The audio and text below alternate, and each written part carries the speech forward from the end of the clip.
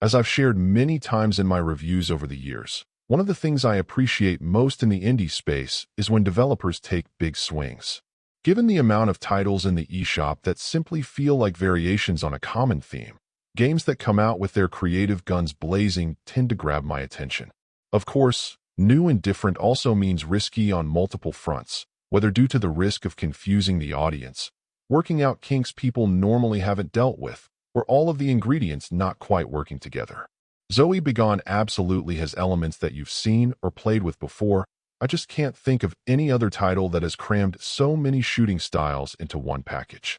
The first thing when reviewing a shooter is normally to categorize it into a familiar lane, whether run and gun, bullet hell, twin stick, or some other known style.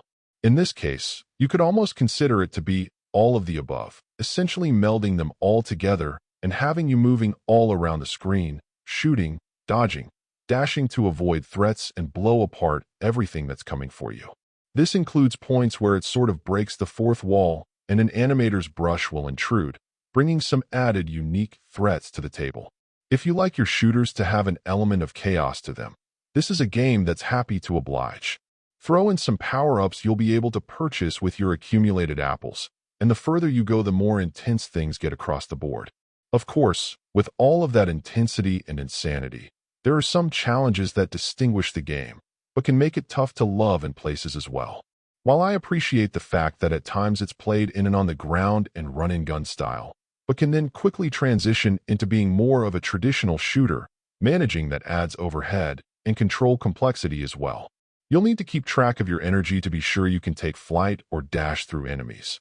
But doing so while so much is going on can be problematic, so instead you'll sometimes find yourself trying and failing to do what you've got in mind, and that can lead to disappointments.